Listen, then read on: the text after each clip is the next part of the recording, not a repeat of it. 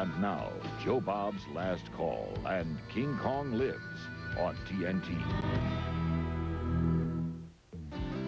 I'm Joe Bob Briggs, and there's nothing like a double whammy volcano and avalanche to tidy up a caveman plot at the end, is there? Did you notice how the distance between the rock tribe and the sea tribe went from a blistering, death-defying journey at the beginning of the movie to a nice, easy walk around the block by the end of the movie? And did you notice how the whole cast started saying Akita in those last scenes? Akita, Akita, you know? I think that's when they first started using the word Akita, so that by the time the sequel came out, when dinosaurs ruled the earth, every other word in that movie was Akita. 1 million years BC, starring the babe of the 60s and 70s, Raquel W. Okay, next up we have King Kong Lives, but first I want to remind you that next week Monstervision will be preempted by Chanorama. This is going to be great. A whole mess of Jackie Chan movies hosted by the man himself, which yours truly will definitely be checking out.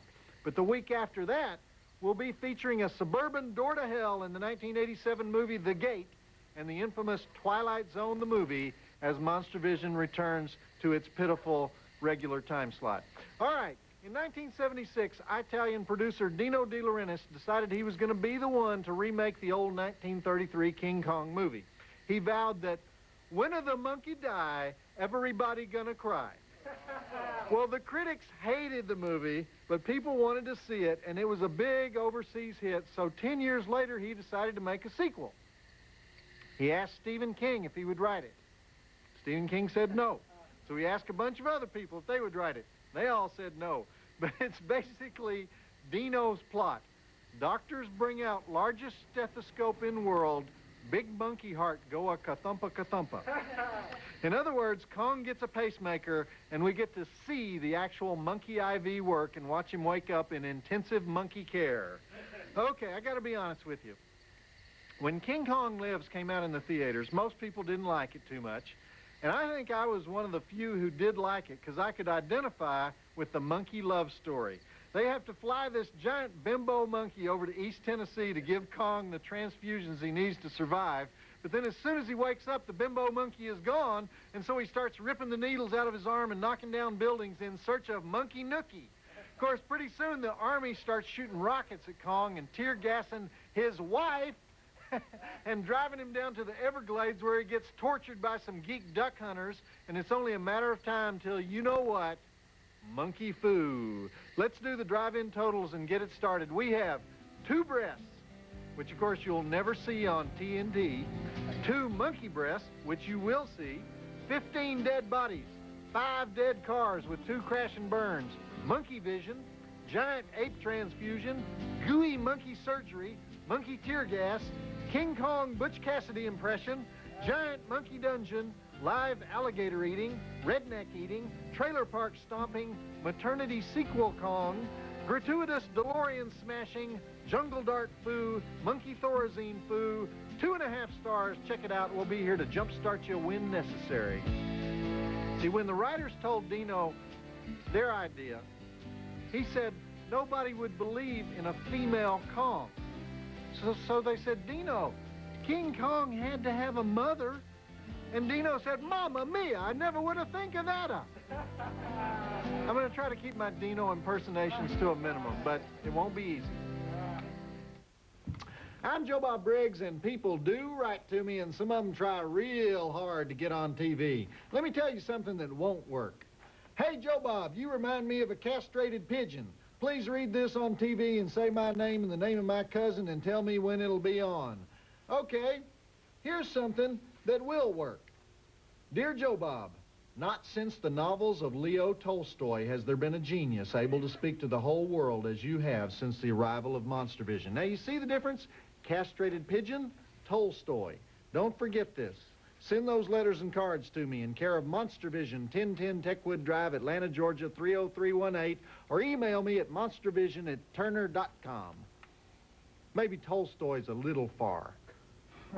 William Butler Yeats, better example. Don't miss Monstervision, hosted by Joe Bob Briggs, every Saturday night on TNT.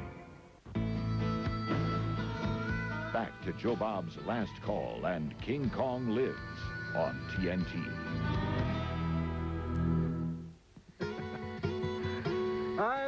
love the giant monkey transplant scene. That is genius. And there's Linda Hamilton in a doctor's smock. Let's face it, when Linda Hamilton isn't doing James Cameron movies, she is the definitive B-movie leading lady. It's like she has two separate careers. Terminator and Terminator 2 over on this side, and then Children of the Corn and Black Moon Rising over on this side. I think King Kong Lives it's a B movie. And of course, she did that B volcano movie last year, Dante's Peak. Yeah. I'm not sure if I think she's pretty or not, though. I mean, sometimes she looks hot. I love when she was all buff, you know, for T2. But sometimes she just looks a little unapproachable, if you know what I mean. Like if I ask her on a date, she might put me in a headlock. Not that I'd mind that. Is she still with Jim Cameron, by the way? He dumped his third wife, Kathleen Bigelow, the director, for Linda Hamilton. But I think now he dumped Linda Hamilton for Susie Amos, who was in Titanic, right? So we can just watch his next movie to find out who wife number 5 will be. But let's get back to King Kong Lives. Roll it. That was kind of a Joan Rivers comment I made there, wasn't it? Maybe I could get that job this year doing the red carpet thing at the Oscars. Can you see me doing that? Oh, yeah. Oh, let's go see what Winona Ryder is wearing. It's so slutty. I could do that. People say to me, Joe Bob, where can I download? I don't want to hear about that. Ask your mother about that. But if you want to find out about the Monstervision schedule or read some of the weirdest mail I've gotten since my ex-wife sent me a cherry bomb Valentine, or just ogle the Playmate of the Week, then write this down, tnt.turner.com/Monstervision. 24 hours a day, you can waste time there and download all you want. Visit the Monstervision website at tnt.turner.com/Monstervision. Back to Joe Bob's Last Call and King Kong Lives on TNT. I have a question. Why are cars crashing all over the place? Why does Kong picking up Lady Kong and carrying her away cause all the cars in the movie to suddenly crash into one another? If you know the answer, please write, okay? Dino De Laurentiis hired fellow Italian Carlo Rambaldi as the chief creature creator when he made the 1976 King Kong movie, and Carlo won an Academy Award for that. He spent $1 million building a mechanical King Kong that was a big failure and ended up on the screen for about 10 seconds, but Dino tried to convince people that they used that robot, even though it was really makeup artist Rick Baker wearing a monkey suit. So Jim Danforth, who is a stop-motion animator, was so PO'd that they got the Oscar that he resigned from the Academy. So this time around, they gave the two guys that play the monkeys actual billing. You'll see them in the closed credits. Peter Elliott and George Giacomi as Kong and Lady Kong. George, is he a cross-dresser in real life? Because I don't know how method they went with this thing. So they did tell the truth about the guys in the monkey suits, but they tried to lie about something else, which I'll tell you about when we get there. Okay, let's go. You know what high-tech special effect that they used for that full moon in the last scene? They painted a beach ball. And then they told people it was $1 million actual-size mechanical moon, and 3 more guys resigned from the Academy. Little-known fact. Oh, I see we have some comedians in the audience. Well, we have an outlet for all that destructive energy, young man and young woman. Just enter our Monstervision caption contest and try to make the 6-headed jury laugh. And the winner gets our exclusive Monstervision t-shirt, plus the scorn of all the sore losers. Just go to tnt.turner.com/Monstervision, and maybe you can prove just how hysterically funny your mom never realized you are. Play the Monster Caption Contest and win a free t-shirt at tnt.turner.com/Monstervision. Back to Joe Bob's Last Call and King Kong Lives on TNT. Brian Kerwin plays Hank Mitchell, the Indiana Jones guy who captures Lady Kong and sells her to the lab for a quick buck, and then acts all protective over her. He plays a lot of guys named Jack or Hank or Buck. He was Sally Field's no-good husband in Murphy's Romance right before this flick, but it's kind of hard to tell how good an actor he is when he looks at a sleeping bag and he says, "You sure about this?" One of the things about this movie that makes me mad, actually, is that when Kong finally carries Lady Kong off into the woods, they don't show the monkey sex. Instead, what do they show? We got Linda Hamilton and Brian Kerwin rooting around in that sleeping bag because she says, "We're primates too." Which, if you saw this movie in the theater, that was one of the howlers. People hooted the screen when she said that. And why do they need money to open up a reserve when they can just ship the monkeys back to wherever they got them? Yep. Well, I'll tell you why. Because in the script, the original script, the place where they find Mrs. Kong gets overrun by tourists and cheesy postcard stores. But the director, John Guillermin, apparently thought he didn't need to show that. So now the movie doesn't make a whole lot of sense, does it? This is the guy who directed The Towering Inferno and the immortal Sheena. So we expect more from this guy. All right, let's go back to the film. I believe the full title is Sheena, Queen of the Jungle. Tanya Roberts, half naked and bareback on a galloping zebra. They had to double trust those babies.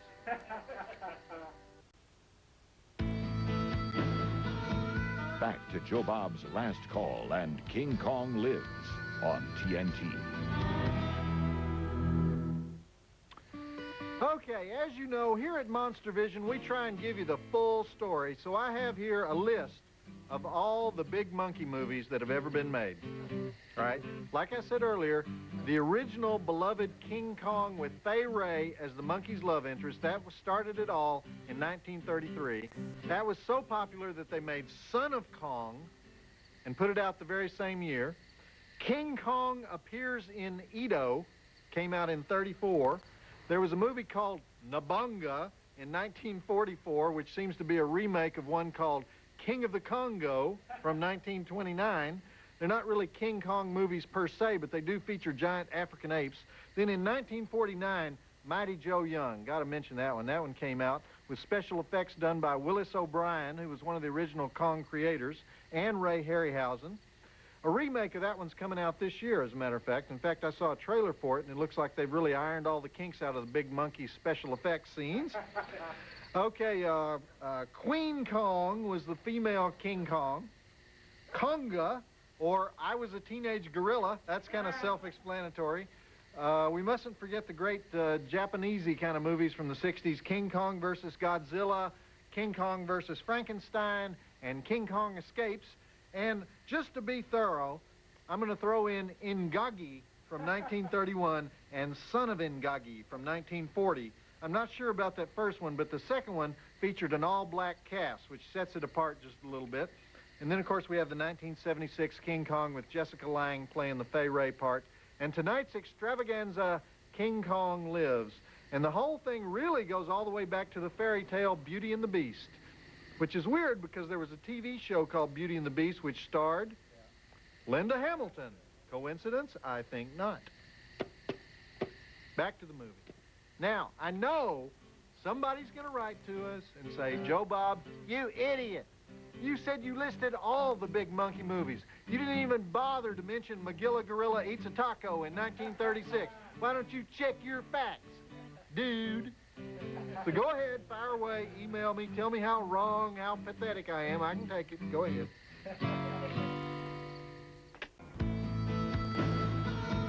Back to Joe Bob's Last Call and King Kong Lives on TNT. Monkey see full moon, monkey in love. Why is the military holding Mrs. Kong, though? How does an Army colonel get carte blanche to hold a rare animal species in a silo for months on end with no plans whatsoever? Let's say it was one of those Chinese pandas that zoos get ever so often and it got out. You know they'd have veterinarians and animal psychiatrists and Chinese panda experts crawling all over the place. See, this is part of the movie that just doesn't do it for me. And actually, some of the special effects are okay. They used 3 different methods for the big monkey illusions. One was a 50-foot ape that they used for the operation scenes. That looks pretty fake. Another one was actors in monkey suits and miniature sets, like when Kong walks through that chain-link fence carrying Mrs. Kong, which looks pretty good. And the third was blue screens and split screens for scenes with both human actors and monkey actors, and I think those look the worst. But I do kind of like this part coming up, so roll it. You know that scene where Kong chomps the alligators, and he's got that big pile of bones there? While they were shooting that part, they decided they needed a lot more bones, so they sent out for 4 or 5 dozen buffalo wings. And then the model shop had to eat the chicken off the bones. I can't believe they weren't at least nominated for a special effects Oscar for this movie, you know? If they'd gone all out and done the full-bore giant monkey sex scene, they would have got it for sure. Giant monkey sex on the Panorama CinemaScope IMAX screen. They don't call them monster shots for nothing, do they? Sorry, a little insider porno joke there. Back to Joe Bob's Last Call and King Kong Lives on TNT. And then they had their fun with him. Kong, you've killed now. Nothing will stop them from killing you. His heart won't last a day. Screenplay, copyright 1986 by Ron Shusett and Steve Pressfield, all rights reserved. Don't even think about stealing one of those lines. Martha Schumacher, the producer, who later married Dino De Laurentiis, by the way, said that this picture, quote, was taken very seriously and it has the stamp of reality. But the writers said it's a semi-spoof. Now, who do you think was changing their story slightly ex post facto, right? Lucky for us, it's time for our weekly installment of what we fondly call Joe Bob's Jailbreak with someone who makes my heart stop, the TNT mail girl. And, by the way, where's Reno tonight? Well, it's nice to see you too, Joe Bob. Did you miss me? If it'll get me that raise, I did. Here's a letter from Brandon McCormick at the Chuckawalla State Prison. That's it? Dear Joe Bob, hi, I am an inmate at Chuckawalla Valley State Prison in California. It's about 30 miles from Blythe. The place really sucks. About 130 degrees in summer. I personally feel that if California was given an enema, they would insert it in Chuckawalla. It's so bad here, I live for Saturday nights because Monstervision is the highlight of my week. Anyway, I ask if you can show a couple old movies I haven't seen in years. 1, Omega Man. 2, Andromeda Strain. Not sure of the spelling. Also to ask if you would be so kind as to send me a long color photo of the mail girl showing as much of her physical attributes as possible. If you're involved with her, I'm sorry, but it can't be helped. She is fine. Also send me a studio photo of you with your trailer, etc., etc. Oh, tell your editors to keep up the good work of letting the flesh slip past. It helps to stay focused on the B-movies. Your captive fan, Brandon McCormick, number E18037, Chuckawalla Valley State Prison, Blythe, California. Well, thanks, Brandon. We do love a captive audience. And indeed, the mail girls are fine, and they haven't gotten involved with me yet, but I have hope. And Rusty, how much do I have to pay you to miss me? Oh, I think a 10% increase might do it. 10% to miss me. How much to long for me? Oh, that would be at least 20. How much to lust after me? Just lust after you, not do anything. Lusting after me is doing something. No, just say, I lust for you, Joe Bob. No. You have to really feel lust for me. 80. 80? Well, you don't want me to fake it, do you? I'll think about that. Chuckawalla Valley State Prison is located in Blythe, which is off the I-10 out in the California desert. 3,600 male inmates, minimum and low medium security. Low medium. What is that? Part of their mission statement goes like this. Under state law, and we believe the primary purpose of incarceration is for punishment and deterrence of future criminal behavior. Brandon, get your butt out of there. I'm not sure who this quote is from, but somebody at Chuckawalla said the following to us. This is what they said to us on the phone. Not to make this sound too nice, but there are a lot of opportunities for our inmates to improve themselves. And those opportunities include dry cleaning training. Now that sounds a little misdirected, don't you think? landscaping and gardening, masonry, plumbing, roofing, upholstery, and welding. Among their recreations, they list horseshoes. So I hope those metal detectors are working, all right? Free your minds and your butts will follow. And so what do you do for a flat 500, Rusty? Don't even go there, Joe Bob. Hey, go where?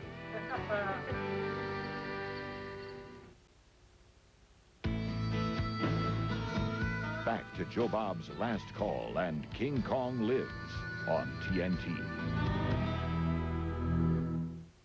You know what one of my favorite Dino De Laurentiis movies is? Remember that erotic thriller that Madonna did, Body of Evidence? Where she and Willem Dafoe have sex on top of broken glass on the hood of a car, and she drips hot wax on Willem Dafoe's wang-doodle? Nasty, nasty, nasty, nasty movie. Movie drips down off the screen, gets on your shoes, it's so nasty. Dino made a lot of bad choices in the decades after Barbarella. He made Barbarella, too. He finally had to sell the movie studio he built down in North Carolina, but these guys, they never seem to go totally out of business, do they? They just change the name of their company and they keep pumping out those pictures. He made Breakdown last year, so it looks like he's on an upswing again. Okay, grab your partner. It's time for a hoedown in the conclusion of King Kong Lives. This movie tanked at the box office, by the way. Cost $20 million. And it brought in $4.5 million. Not a good ratio. Maybe it did big in Europe, though, because whenever a movie tanks, they always say, it did great in Europe, though. Well, nobody in the States saw sorority babes in snowsuits, but it made millions in Uzbekistan. Back to Joe Bob's Last Call and King Kong Lives on TNT. Excuse me, but just what is the gestation period for a giant gorilla? Can I ask that? Since Lady Kong is the size of a small office building, I would say it's about, 150 months, wouldn't you? And when did they bring her to America? About 2 weeks ago? Does anybody else think about this stuff? Okay, I told you the special effects guy, Carlo Rambaldi, fibbed about something else in this movie. He said that the junior Kong was completely mechanical. Well, that newborn ape was actually played by a 7-year-old kid named Benjamin Ketchley, and the baby Kong at the end was Peter Elliott, the guy who plays King Kong throughout the rest of the movie. Man, you gotta watch these effects guys, huh? Lying like rugs. Let me remind you that we'll be back in 2 weeks with the 1987 flick that gave Ishtar a run for its money, The Gate, along with Twilight Zone, the movie. And that's it for me, Joe Bob Briggs, reminding you that men are from Earth, women are from Earth. Deal with it. Did you guys hear the one where everybody on Earth dies and goes to heaven? And God says, I want the men to make 2 lines. One line is for the men that dominated their women on Earth, and the other is for the men who were whipped by their women. And I want the women to go with St. Peter. So the women go away, and the men form 2 lines. Well, the line of the men who were whipped by their women is several hundred miles long. But there's only one guy in the line of men who dominated their women. So God says, you men should be ashamed of yourselves. I created you in my image, and you were all whipped by your mates. Look at the only one of my sons who stood up and made me proud. Learn from him. Tell them, my son, how did you manage to be the only one in that line? And the man says, I don't know, my wife told me to stand here. Joe Bob Briggs reminding you that the drive-in will never die. Did you hear Hillary Clinton hired a new intern for Bill? Lorena Bobbitt. What do Monica Lewinsky and Bob Dole have in common? They were both upset when Bill finished first. What does the band now play when Clinton enters the room? Kneel to the chief. What will history remember Bill Clinton as? The president after Bush.